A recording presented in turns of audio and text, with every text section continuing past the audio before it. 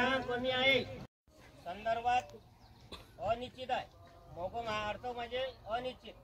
हे बाजूला आहे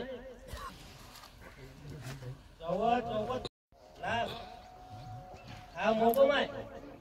लाख हा मोगम आहे। वटाणा एक दाणा गहूवर बाहेर आहे पण बाहेरच्या दिशेनं भरपूर जायला आहे। हरभरा 2 बोट आत आहे। हरभऱ्याचं पीक आहे पण हे कुलदेवत आहे। हे मोगम आहे।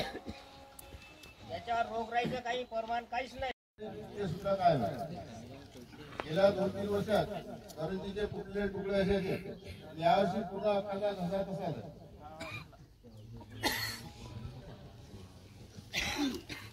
त्या कारवांच्या मांडणीत पानविळा काय होता पूर्वेकडील खणावर 16 माल होता सांडलेला।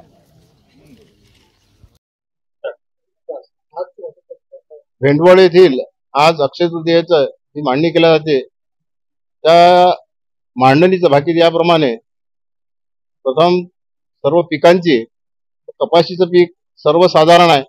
सर्वसाधारण याचा अर्थ मोगम असल्यामुळे कुठे जास्त येईल कुठे कमी येईल या प्रमाणे म्हणजे सर्वसाधारण धरले जाते। तसंच त्याच्यानंतरचे जे पीक आहेत तूर आहे, ज्वारी आहे, उडीद आहे, मूग आहे हे सुद्धा सर्वसाधारण पीक आहेत।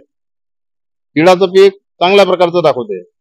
बाजरीचं पीक सुद्धा बरं दाखवते आणि रब्बी पीक आहेत। रब्बी पिकापैकी गहू चांगला दाखवते, हरभरा साधारण आहे, करडी चांगली आहे। याप्रमाणे एकूण म्हणजे प्रमुख पिकांचे याप्रमाणे भाकीत केले जाते।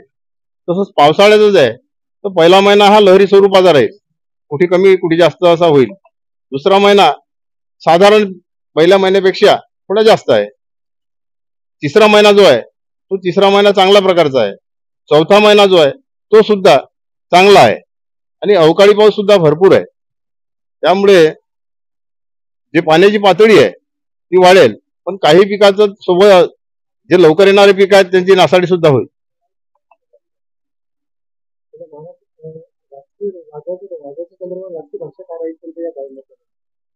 राजकीय कोणत्याही प्रकारचं यावर्षी भाकीत केला जात नाही, कारण आचारसंहितेचा कोणत्याही प्रकारचा भंग होऊ नये यामुळे जो पानविळा कायम आहे आम्ही जे म्हणतो तो पानविळा हा गणपतीचं प्रतीक आहे। कारण हिंदू संस्कृतीत गणपतीला फार महत्व आहे, तर गणपतीचंच प्रतीक आहे ते खरं पाहिलं तर ते कायम आहे। किती वाण ठेवून हे भाकीत केलं जातं?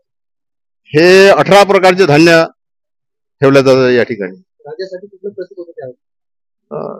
राजाचं कोणतं प्रतीक नव्हतं।